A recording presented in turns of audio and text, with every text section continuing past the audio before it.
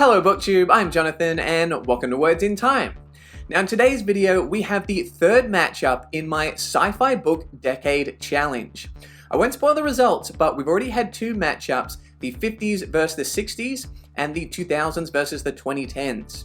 And today we have the 70s going up against the 80s and the 90s. The winner of this will be joining the winner of the other two matchups in the grand final. So in order to compare the decades, here is the format. Obviously, I haven't read every book from every decade, so I'm going to be comparing my 5 favorites. I'm going to be comparing my 5th favorites against each other, then my 4th, 3rd, 2nd, and then favorite sci-fi book from each decade. The winner gets 1 point each, and the winning decade goes on to the grand final. So let's get into it. In the number 5 spot, for the 1970s, we have Gateway by Frederik Pohl. For the 80s, we have Neuromancer by William Gibson, and for the 90s, A Fire Upon the Deep by Vernor Vinge. So this is a bit of an interesting matchup for me because I had some issues with each of these books, but I also thought the high points were very high indeed. So starting with Gateway, I like the fact that we had this character in 2 timelines talking to an AI therapist and then also kind of being a prospector, but instead of looking for gold, looking for alien planets and artifacts. The thing that's kind of held this book back from being one of my absolute favorites is I did have issues with the main character. Wasn't the most likable and I didn't become the most invested in him, but I really liked the sci-fi and the concepts in this book. Now, when it comes to Neuromancer, this book basically defined cyberpunk. I think this is a really ambitious book. I think some of the concepts to do with artificial intelligence and body manipulation created a really interesting and vivid world. But the prose is a little bit hard to follow. It's very dense, it's kind of confusing, and I enjoyed this book more after reading up on it, learning more about it, so I think a reread for this book might be more enjoyable than the actual experience for me reading it the first time around. And A Fire Upon the Deep pretty much defines epic space opera. This is an enormous book in terms of the scope, the characters, the ideas. I was really intrigued in this book, but it is a little bit long. It's around 700-ish pages, and for me, I didn't quite connect with the characters the way I wanted to, and the plot didn't pay off the way I kind of hoped it would. But yeah, the ideas in this book are really cool if you like big space operas. So how am I going to pick a winner? Well, even though I'm not sure I loved it at the time, it's the book that I've thought about the most since I've read it out of these 3, and that is Neuromancer. So based on rereadability potential, I'm going to give the point to the 1980s. In the number 4 spot, for the 1970s, we have The Mote in God's Eye. For the 80s, we have Replay by Ken Grimwood. And for the 90s, we have Use of Weapons by Ian M. Banks. So, starting with The Mote in God's Eye, I think this is one of the best first contact stories. If you like meeting aliens, you definitely have to read this classic first contact story, and the Motes, I think, are one of the most interesting aliens. For me, the book peaked around 2/3 of the way through. I didn't learn as much about the world that I wanted to in the final third, but this is still a classic for a reason. Now for the 80s, we have Replay, and this is a bit of a Groundhog Day, time travel, time loop type story, except rather than being stuck in the one day, our main character relives his life over and over again after starting at the age of 18, he then dies around 44, and he relives that time period over and over again. So it's really interesting trying to learn why that's happening and what would you do differently if you were given your adulthood to do over. And then with the 1990s, we have Use of Weapons, part of the Culture series by Ian M. Banks, and this has a very interesting structure. It follows 2 timelines, but one is moving forwards and one is moving backwards. I really liked how ambitious this book is, and I really like Ian M. Banks' prose. I find it very interesting to read, although for me, the story in this one was a little bit directionless at times. I like the individual moments, but what it built to, I'm not sure if it was as masterful as the structure itself. Unfortunately for this book, I had just read Chasm City by Alistair Reynolds, which is a little bit similar, and I like that one more. But use of weapons, definitely a real achievement from Ian M. Banks as well. So which one am I gonna pick? Well, I'm gonna go with Replay. I'm an absolute sucker for time travel. I think the time loop in this book is done in a really, really clever and interesting way. So that's 2-0 to the 1980s. In the number 3 spot, for the 1970s, we have Breakfast of Champions by Kurt Vonnegut. For the 80s, we have The Player of Games by Ian M. Banks. And for the 1990s, we have Gun, with occasional music by Jonathan Lethem. So starting in the 1970s, Kurt Vonnegut, one of my favorite writers, and Breakfast of Champions, he described himself as putting all of the silliness in his brain onto the page. So I absolutely love Kurt Vonnegut's sense of humor, one of my favorite writers because I really connect with him personally, emotionally, and he just makes me laugh. This book definitely made me laugh, although I'm not sure it was quite as powerful as some of my other favorite Kurt Vonnegut books, but I still highly recommend it. Then for the 1980s, we have The Player of Games by Ian M. Banks, second book on the list for him, but in a different decade.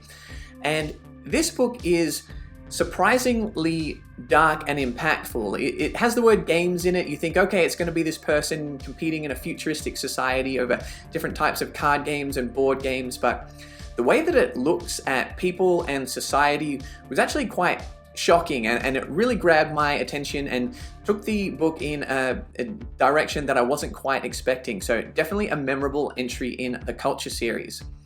And then lastly, we have Gun with Occasional Music for the 1990s, which is a fairly modern book, but to me actually feels a bit like, what if Philip K. Dick took on a classic noir detective story? So I like the kind of mashup of genres. We have some weird, wonderful characters and drugs. It's kind of satirical, funny, trippy, interesting mystery.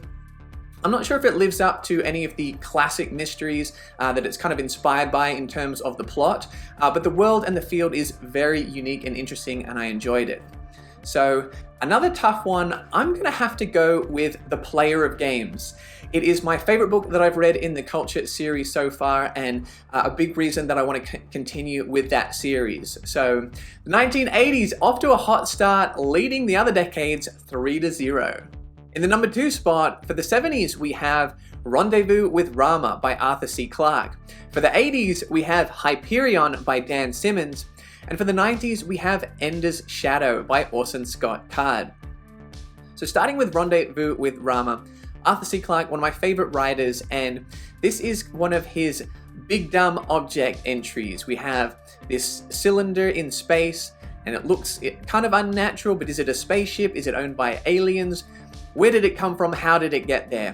I love the big concepts, the big ideas, the big questions that Arthur C. Clarke poses, with some really interesting science and visuals as well.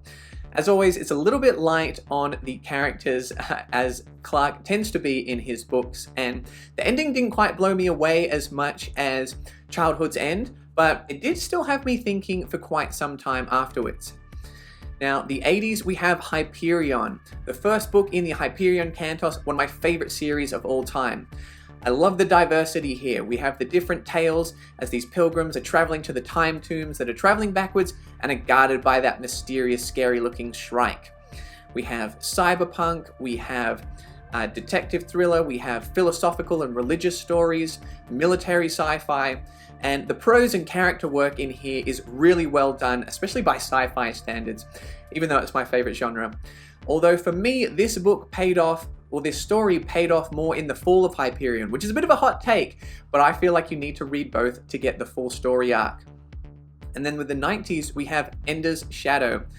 The pacing in here is absolutely phenomenal. We have somewhat of a retelling of Ender's Game, but from the character Bean, also nicknamed Shadow, from their perspective. But we do get to learn more about their life, which was not featured in locations that were not featured in Ender's Game, and we do get to learn some little tidbits along the way.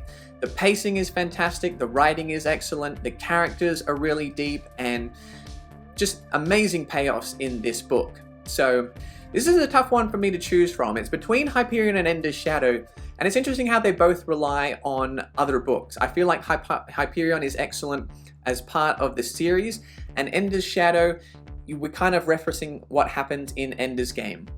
I'm not sure if this is a fair way to decide, but I'm going to go based on which I think would work best as a standalone. And Hyperion, while amazing, the end of the book's a bit too open-ended for me. I really needed to read the sequel, whereas I think, even if we didn't know what happened in Ender's Game, I think Ender's Shadow is still a really interesting story on its own. So for that reason, the point goes to the 1990s. It is now 3-1 to 0, 80s, 90s, 70s. And for our final matchup, in the number 1 spot, for the 70s, we have The Forever War by Joe Haldeman. In the 80s, we have Ender's Game by Orson Scott Card. And for the 90s, we have The Fall of Hyperion by Dan Simmons. So we have some repeat authors and series here, but they've swapped decades. So let's see how they stack up. But starting with the 70s, I think The Forever War sets the bar for military sci-fi. Joe Haldeman fought in Vietnam, and so the experiences that he brings to the book, the way he shares how war impacts soldiers, but combining that with some really cool sci-fi concepts. We have aliens, space travel, time dilation. I think it's really well done. It can be quite brutal at times, but also touching. I liked how personal it was, and I liked the connections that the characters made. Super strong military sci-fi if you're interested in that genre. Then for the 80s, we have Ender's Game. And this is a book I read a while ago now, but is one of the books that really helped elevate my love for sci-fi. The characters are incredibly interesting, as we have both the adults and the young children that are in battle school that are practicing to go into battle with the alien species, the buggers. So we have interesting tactics, we have interesting dynamics between the characters, but then also big kind of philosophical themes and questions about our place in the universe and aliens and how we interact with each other and how things like violence affect people. I couldn't believe how, looking back at it, this book is only about 300 pages because Orson Scott Card packed an immense amount of ideas and beautiful writing into such a short space of time. And then for the 90s, we have The Fall of Hyperion. I mentioned that I felt like Hyperion really paid off here. And I know the structure changes at the start of the book. We have a new perspective, a new character, but once I got used to that, I thought these storylines of the Pilgrims paid off massively. So many cool concepts: the Void which binds, the Technocore, the Ousters, the Knights Templar. This is space opera at its absolute best. And while some of the plot, some of the confrontations at the end were a little confusing, I still felt like the high points of this book made it just an absolute masterpiece. So again, I'm going to narrow it down to 2, Ender's Game and The Fall of Hyperion. They're interesting because I feel like Ender's Game is pretty much amazing the whole way through, whereas The Fall of Hyperion probably had a bigger impact on me as a person and as a reader, but I will admit it's much more uneven.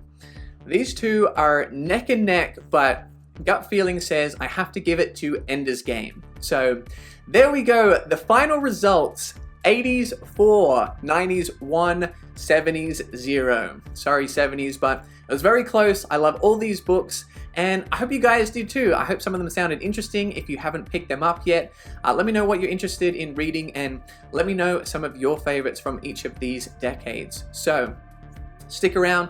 Very soon we'll be doing the final matchup between the 1980s and either the 50s and 60s or the 2000s and 2010s. I'll let you watch those videos if you haven't watched them yet, but stick around for the grand final where I will declare what I think is the best decade for sci-fi. Hope you enjoyed the video, guys. If you did, make sure to like and subscribe, and you can find more sci-fi content over here.